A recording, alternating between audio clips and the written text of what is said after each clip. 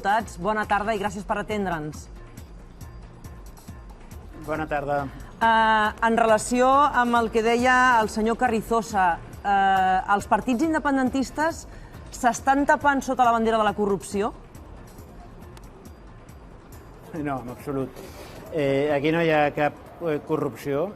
És una causa amb una motivació política evident, una causa on es fa una investigació prospectiva. Comença per un tema de tràfic de drogues i llavors de casualitat es troben a la conocida independentista, diuen Laura Borràs, comencen a investigar i segueixen investigant a veure què troben.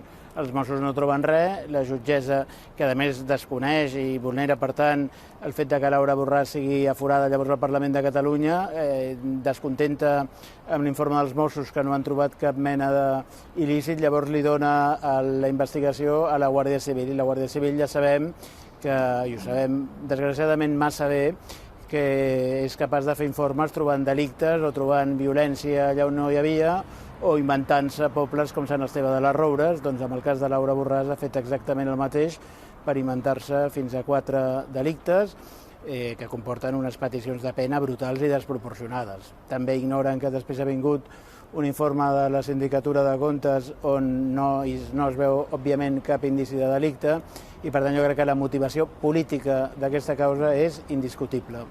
Coincideix amb Laura Borràs quan ha dit que al Congrés la presumpció de culpabilitat ha estat per sobre de la presumpció d'innocència? El Congrés el que ha fet és no voler entrar en el debat. Al llarg d'aquesta setmana, del ple d'aquesta setmana, hem tingut molts debats que al final tenen un nexe comú, que és la manca de democràcia real a l'estat espanyol. L'estat espanyol va fer una transició en fals i això ho hem vist amb el debat que hem tingut dels bebès robats, amb el debat que hem tingut de la llei de secrets oficials que encara regeix una signada per Franco i Carrero Blanco, ho hem vist amb temes de violència masclista, ho hem vist en molts temes. La justícia espanyola, malauradament, la cúpula especialment de la justícia espanyola, no ha fet el salt a la democràcia que s'esperava o que ens van vendre que es duria a terme amb la transició i amb la Constitució del 78. Està decepcionat perquè les forces independentistes al Congrés no hagin arribat a un acord en la votació d'aquest suplicatori? Bé, decepcionat relativament, perquè ja les darreres setmanes hem vist com avançaven les coses. Hi ha una contesa electoral a Catalunya, la Laura Borràs és una de les precandidates de l'espai de Junts per Catalunya, una candidata, a més, amb molta potència, i és evident que el posicionament de les forces catalanes ha primat més aquestes consideracions de caire electoral que consideracions de justícia i de lluita contra la repressió. La CUP va presentar una moció de lluita contra la repressió, nosaltres la vam votar favorablement i vam emfatitzar amb el debat, no us equivoqueu, perquè, és a dir, amb l'esquerra espanyola, i això ho vaig dir l'altre dia al ple, l'esquerra espanyola és més espanyola que esquerra, i l'esquerra catalana, quan està a Madrid, fa més d'esquerra que de catalana. Dic, amb la gent de l'esquerra espanyola, deia assenyalant les bancades del PSOE i d'Unides, podrem pactar temes com violència masclista, que deia abans, bebès robats, etc. Però quan parlem de Catalunya, no us enganyeu, com va dir el Pla, el que més s'assembla amb un espanyol de dretes és amb un espanyol d'esquerres, i és exactament igual. Des del PP fins al PSOE voten exactament igual. Unidas Podemos, sí que dintre d'Unidas Podemos hem sentit veus més crítiques, però a la veritat s'ha acabat imposant aquest discurs que contra Catalunya formen una unitat. Contra Catalunya no hi ha dretes i esquerres, solo veo españoles.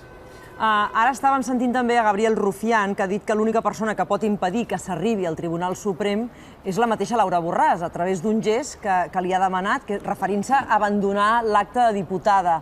Aquesta és una opció del tot impensable?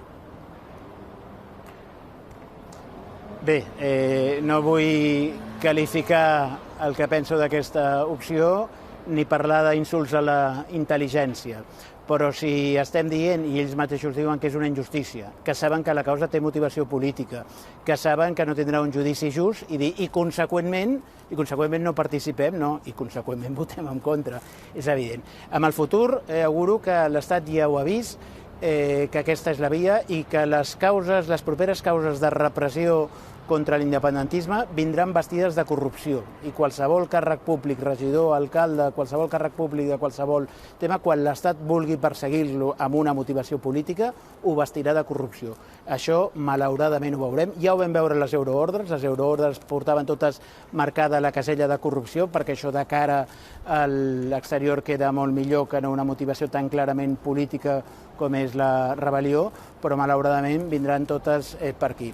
I llavors el que no podem és acceptar el discurs del repressor de que, com que l'acusació és per repressió, és per corrupció, llavors hem d'apartar. No té cap sentit, no té absolutament cap sentit lògic, atenta al sentit comú, dient com que m'acusen de corrupció, malgrat pensar que és injustificat i que no hi haurà un judici just, la conseqüència és que faig això que volen, que és apartar-me'n. Preveu, judicialment parlant, una tardor especialment calenta contra l'independentisme? Prevec, judicial i política i socialment parlant, uns mesos, uns anys calents en general. El moviment independentista a Catalunya és imparable. Catalunya serà independent aquesta dècada del 2020. No sé donar una data exacta, no tinc una bola de vidre, no sé dir si serà el 2022, el 2024 o el 2029 que pronosticava en Deulofeu, però Catalunya serà imparable. Cada dia són més i més les persones que a Catalunya veuen que l'única sortida que hi ha pel nostre país és la independència. L'Estat n'és conscient, les forces de l'Estat són conscients i, per tant, la repressió cada dia creixerà més, sigui per via judicial, per via política, per via de l'ofec econòmic, per totes les vies. L'Estat lluitarà sense cap mena d'escrúpols, de forma legal, il·legal o clavegueral, com ja ens ha demostrat, contra tot el moviment català. Deixi'm que li demani per una valoració d'una piulada d'Albert Botran, diputat de la CUP al Congrés, que deia, l'opció de no votar el suplicatori la va posar sobre la taula Junts per Catalunya. En soc testimoni. És bona perquè permet denunciar que el Suprem no hi tindrà un judici just. Això ho hem entès nosaltres, Esquerra, Bildu, BNG, Junts per Catalunya, se n'ha despenjat en els últims dies i només hi puc veure partidisme. Què ha de dir? No ha hagut mai cap pacte, hi ha hagut moltes converses, no hi ha hagut absolutament mai cap pacte. Nosaltres sempre ens hem mantingut ferms en què l'únic pacte passava per votar no amb una causa que era evident que tenia unes connotacions polítiques indiscutibles, i tant la CUP com Esquerra, amb discursos molt similars, estaven dient que intolerància absoluta contra la corrupció, cap ombra de dubte, i per tant estaven amb el sí, amb el sí, amb el sí, amb declaracions, a més, molt dures, desproporcionades, amb un electoralisme, com deia, flagrant. Els darrers dies, jo crec que quan han vist que l'opinió pública catalana majoritàriament donava suport a Laura Borràs, que l'opinió pública catalana no comprenia aquest posicionament de la CUP i d'Esquerra Republicana, han intentat fer com un gir d'última hora, intentar buscar una fórmula per intentar salvar la seva situació. Ho ha dit Laura Borràs aquest matí, ho subscric jo ara, entre la repressió i la injustícia, entre la justícia i la injustícia, no hi ha termes mitjos, no hi ha possible equidistància. El que pretén ser equidistant s'està posant de la banda del repressor.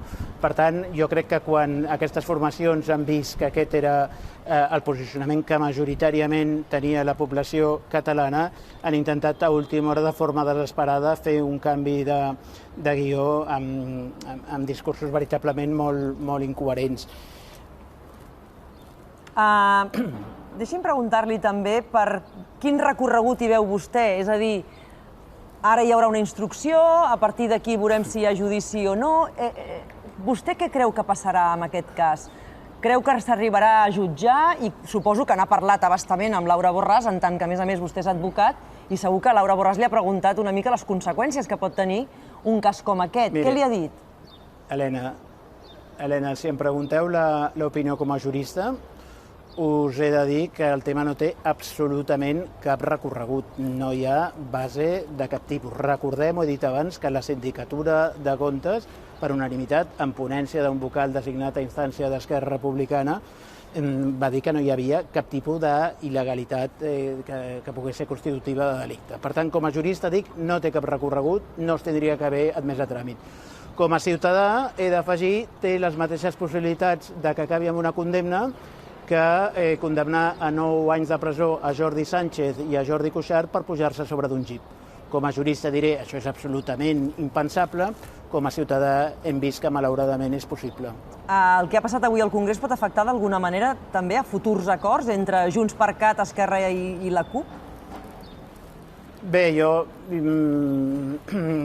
per descomptat que tots hem pres nota, però jo crec que la conseqüència principal serà que els ciutadans hauran vist on es posiciona cadascú. És a dir, estem parlant de fronts comú, de l'independentisme, d'estratègies compartides, etc.